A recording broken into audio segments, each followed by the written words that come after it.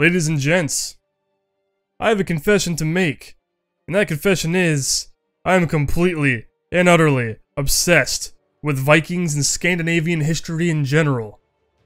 You're probably wondering, like, why suddenly the love for Vikings, especially how you never ever in all your years of YouTubing have ever brought up Vikings outside of Chivalry Deadliest Warrior, and even then, that was nothing you seem to be too crazy about, which is true. I wasn't too crazy about Vikings at the time. It wasn't until I literally watched the show Vikings, where it really showed me just how epic and glorious Vikings and that whole era, the Viking Age, around Scandinavian history really is.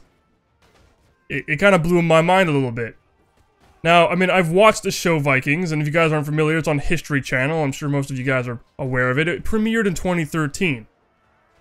And at the time, I watched about half the season, never really got into it. Or, I mean, I got into it, but I never really invested myself because at the time, for some reason, I was more interested in watching Game of Thrones and not so much as Vikings.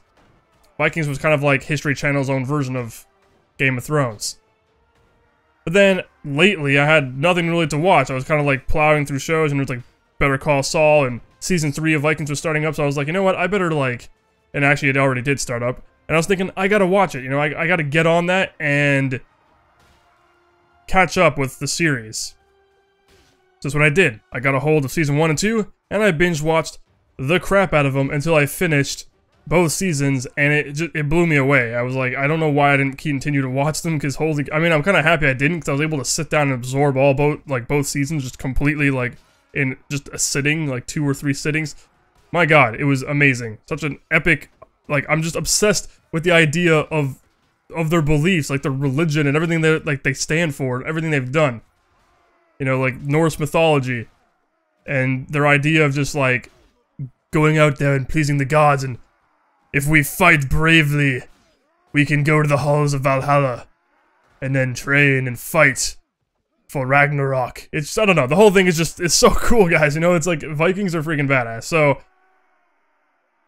Obviously, if you're not familiar with the show, it covers historical characters, people that have actually existed back in the day, like Ragnar and his sons. Now, Ragnar is kind of like, there's not too much information on him, but there is on his sons Bjorn Ironside, Sigurd, Snake in the Eye, and Ivar the Boneless, and there's some numerous other ones that he's had with his wives, Lagertha and Aslog, and the show isn't like 100% accurate, obviously, there's some things that aren't quite there, but regardless, the show just got me into the state of mind where I needed to quench my thirst for pillaging and just for blood. Quench my thirst of blood. Because I absolutely love the idea of doing something Viking-like in a game. So, naturally, I went out and looked for games in which I could do that, and the first thing that came to mind was Total War Attila. Strangely enough, I know. And you're seeing the game I'm playing right now, and you're like, this ain't Total War Attila, and that's exactly the truth, it isn't. But Total War Attila took place a few hundred years, the context and the story takes place roughly around 200 AD, and around that time, and Viking Age was around 600, 700 AD to 800, whatever, roughly that. It's extensive. But Attila has the Viking Forefathers DLC, which I don't own, but the Saxons and the Franks are pretty much the closest you're going to get to Vikings pre-Viking Age in that game. The point is, the game had Vikings, and I wanted to, like, play the game and go out and conquer lands with massive armies and be like, hell yeah, this is pretty sweet. And it's kind of funny, because I was never a huge fan of Total War in the past. I never really decided to get into it.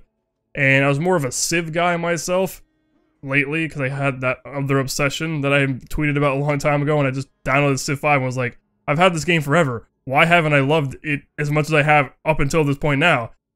And that's kind of how I feel about Mount & Blade Warband at the same time, which I'll get to in a second. But anyway, I ended up playing Total War Attila, and I loved it, and I was having a lot of fun with it.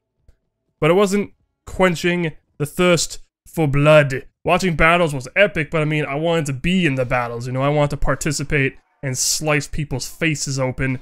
So lo and behold, I reinstalled, and I don't know why I'm saying reinstalled, it was already installed on my computer, Mount & Blade Warband. So I basically just started up Mount & Blade Warband in my Steam library, and the thing is, I've never played the single player for Mount & Blade Warband. I don't know why. Actually, I kind of do know why. When I tried to, I just didn't get into it. It wasn't too appealing to me at the time when I initially tried to play the game.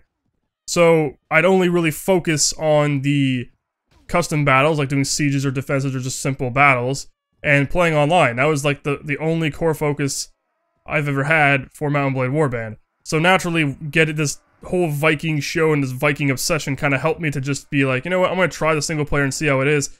And like, my god, guys, I was missing it. It's one of those things where it's like the game's in your library for so long, and you don't realize how gold this game is. Like, you don't realize how freaking amazing it is until years later when you start it up and you're like, why haven't I been playing this before? It's like, I was so blind, I was so ignorant, why? And man, I'm so happy I at least got into it now, at least before Mount and Blade 2 came out, so I get to treasure and admire and play Mount and Blade Warband before Mount and Blade 2 is released, so that at least I get to say that I played Mount and Blade Warband. But the thing is, Mount and Blade Warband isn't quite Viking-esque. There's Nords, right, and there's King Ragnar himself, which I'm not sure if they're trying to tie that into, like, you know, Ragnar Lothbrok from the show, and his sons, because the sons aren't in, but the Nords have King Ragnar, and they're more Viking-esque, because that's quite frankly what they are. They're Norsemen, you know, it's what they are. And so that was like the experience I got, and I was kind of like, I was still looking for more, you know, it's not quite Viking enough. And I already knew about the DLC Viking Conquest, but the thing was, there was mixed reviews on Steam.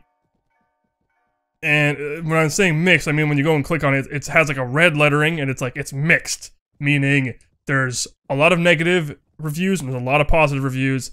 It's just not set in stone. The game's kind of like, nobody really knows yet. And that's mainly because when the game was released, all the initial reviews were terrible, because the game, when the DLC was released, Viking Conquest, it was terrible. Absolutely terrible. The condition it was in was abysmal. So people hated it, and they couldn't really enjoy it. Regardless of that, I decided after reading the very, very latest reviews, pretty much, so for version 1.03, they pretty much said the game is in a way better state now, and if the game was actually released in this state to begin with, it probably would have had better reviews from the get-go.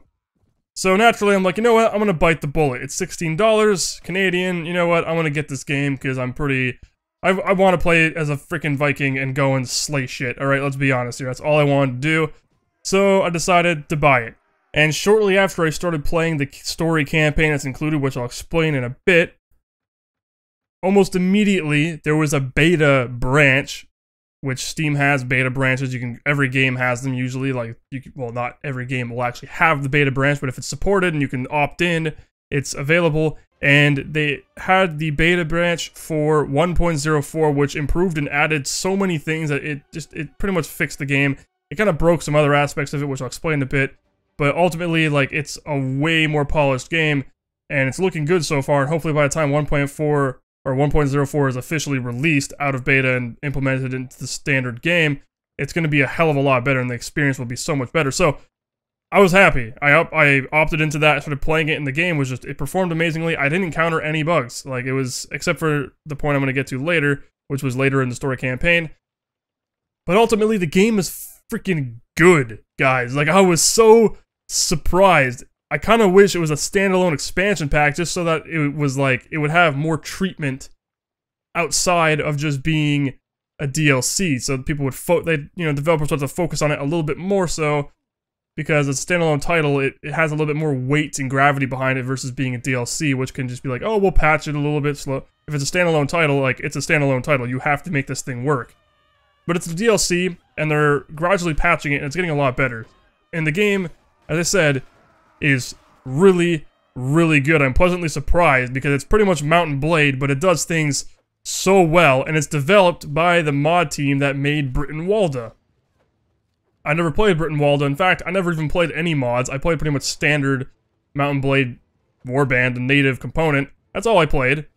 And getting Viking Conquest was like the second time I've ever played anything that's outside of the native game. And then of course I got something like Gecko Kujo and other mods, which I barely even played. But the point is, Viking Conquest is phenomenal. Even right now, in its current state, I would highly recommend giving this a whirl if you absolutely love Mount and Blade. and you're obsessed with Vikings like I am currently, you will love this game. It is quite amazing. So let's actually discuss the aspects of this DLC that separates it from Mount & Blade Warband, basically making it a better game. As I was saying, it feels almost like you're playing an entirely different game. It can almost be a standalone title, or standalone expansion pack for Mount & Blade Warband. And the first thing you'll notice is the fact that the graphics are a lot better. The environments look nicer, the campaign map looks a hell of a lot nicer, it's more detailed, got more texture quality, and of course the character models look a lot nicer. The sound is way better. Swords clashing, shields bashing, stabbing, thrashing, all that stuff sounds so much more gruesome and realistic. And of course, the addition of the story campaign, which I gotta tell you, rivals that of most AAA titles. It's so friggin' good. It's so immersive, and I've been enjoying it immensely the last few days. I don't even know how many. I put like 30-some, 40 hours already into the campaign, and I'm absolutely loving it. It's just, it's so good, and I'm not even anywhere near being done. Like, as far as I am in the campaign, it feels like there's, apparently by most people, what they've been saying, there's a hell of a lot more to the game. I'm like just scratching the surface of the campaign, and it's like I'm already, it feels like I've already invested a lot of time into it. So what is it that makes a story campaign so great? Honestly, quite a bit. And what it is particularly is the fact that everything you do, every single choice you make, drastically changes the way things play out.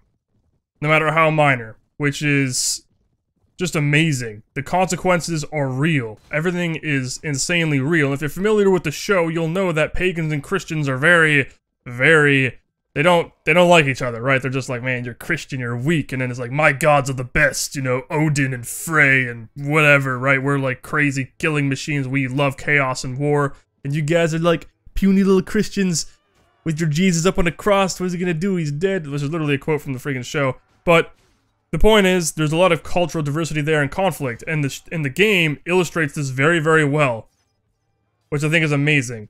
So you're going out there, you're finding companions, these guys join you, and of course some of them are pagan and some of them are Christian, and you have them with you, and there's different cultural identity and like decisions you make and things that happen. It's like, say you go and raid a monastery and you have Christian soldiers in your ranks, they're gonna hate you for it. They're gonna be like, why did you made us raid a monastery of our own religion? And understandably, they're gonna feel uncomfortable about doing so, but they will follow your orders regardless. They will do what you ask of them, they won't like it. And it brings down morale, and it brings down your reputation, and all these other things. There's a lot of consequences to the actions that you so choose. Likewise, if you have a full army of pagans and you go and pillage monasteries, then they're pretty much going to be like, hell yeah, right on. We're like true Vikings, and the gods love us. So, there's a lot of differences there. And of course, the companions you get are actual hero characters, so it's not just like, you can have regular NPC companion soldiers, pretty much your army, but then you have more significant, prominent companions, similar to the hero characters that are in Mount & Blade Warband. So these guys actually have skill points and attributes that you can contribute to and change their skills around and whatever, and actually give them proper gear and customize them. They're pretty much the equivalency of you. And not quite as good, obviously, because you're a human player versus AI. But you can outfit them, you can do a lot of things, and you can talk to them, and they have opinions, and they talk to you about things, and they have their own missions, and their own goals, and their own ideologies, and all that comes into play in a pretty prominent way that is, as I said, rivals that of most games out there. It's so surprising how well the writing and the storytelling is in a DLC for a game like this. Like, it blew my mind. They did such a phenomenal job getting everything to feel realistic and gritty and Viking-esque. Everything just feels so well done. Like, there's so much conflict, and you're just caught in the middle of it because, unfortunately, shit happens. Because the game pretty much starts off, your mother's sick, she's ill, and you're sailing to France to basically remedy her illness by going and seeing a doctor, miracle worker, who can apparently cure her ailments. And unfortunately, as you're doing so, you get raided by Vikings, and of course, the Vikings are led by one of Ragnar Lothbrok's son's second man, so like, you know, the right-hand man of one of his sons, So naturally that ties in a lot, because all the characters from the show, and pretty much all the more accurately the historical figures, are in the game, except because it takes place like years after the initial raids on England that pretty much the Vikings did, that were led by Ragnar. So Ragnar passed away, all his sons are here, and then it's crazy. So unfortunately that happens, and somehow you miraculously survive, and it's been weeks, and then you wake up in France, and it happens to be you're talking to the son of that doctor who can cure your mother's ailment or illness. But the problem is the doctor's dead, so you're pretty much now trying to find your mother, and you assume she's dead because everybody died, right? And because of that, you embark on a revenge quest.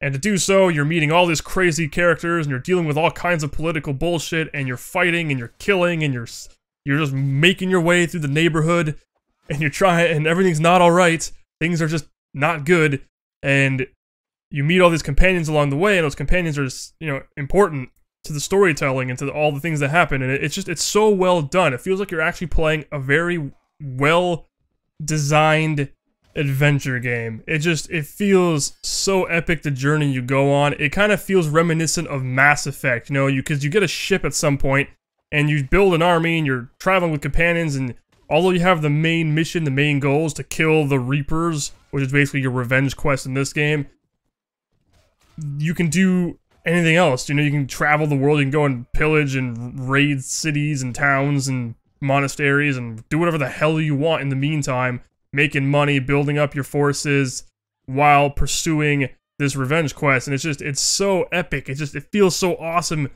embarking on this adventure. And this, as I said multiple times, the storytelling, the narrative is rich, and it's deep, and it's so immersive, and it's so satisfying to participate in, that it's like I'm so pleased and surprised by this game. The DLC, it's so well done. Pretty much to the point that I almost don't want the game to have the standard sandbox mode, because it does have the sandbox mode. If you want to play just the standard Mountain Blade style sandbox, you can do that. But the campaign is so damn good, it almost makes me wish that there wasn't that option, just so players had to experience it. Because some people just decide to skip over it, play sandbox only, and don't really realize just how epic and well-designed the actual story campaign is. And I gotta say, it's one of my favorites. As of now, like, it's among my favorites. It's right up there. And it probably has to do with the fact that, as I was saying earlier, the consequences and the choices you make really matter, because there's a lot of scripted events, not a lot, but there are some scripted events which is standard as per, like, you know, story campaigns, and some of the decisions you have to make completely alter and change everything, and there's so many variables, there's so many different variations of the way you could tackle certain things. Like, right off the bat, there's a decision you can make that completely throws you down, like, 3 or 4 separate paths, depending on what you do, and it's like, there's so many options, there's so many decisions, and it's like, it's insane. It's actually crazy how much they threw into this. And even though there's no voice acting and there's no, like, true production value in that type of aspect, the game has a phenomenal way of just making you feel like you're reading an epic book, only you choose and play out the events, and you completely alter it to the way you want. It's like you're writing the book while reading the book. That's kind of how it feels. It's so well done. Or maybe I should say it's like medium rare, because medium rare is more juicy and tastes better than well done steaks. Am I right, boys? Probably not. So there's probably a few guys out there who are like, no man, well done's better. And I have to disagree, because bloody meat is the good kind of meat. Just like this game. Bloody and juicy and filled full of nutrients, of awesomeness. And that's pretty much what this game is in a nutshell.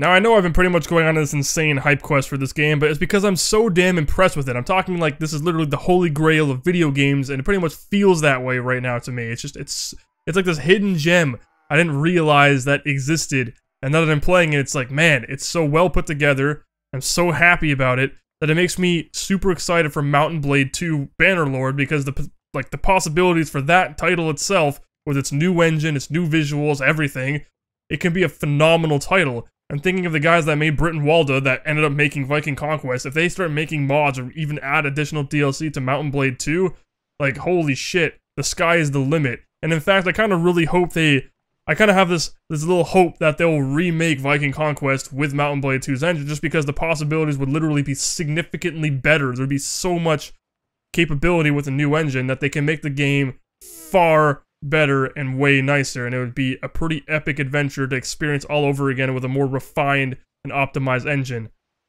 So I mean, yeah, that's pretty much it. I mean, I'm super hyped on this game. I'm enjoying it immensely. If you like Mount & Blade Warband, if you want something that can inspire you to play the game again and enjoy something thoroughly, and maybe you had Viking Conquest but you were disappointed with its initial release, right now is definitely the time to go and get your hands on it, especially how the updates are coming out and it's pretty much fixing the game. So my name's been PepperBelly. Thank you guys for joining me today, and I'll see you guys on the next one.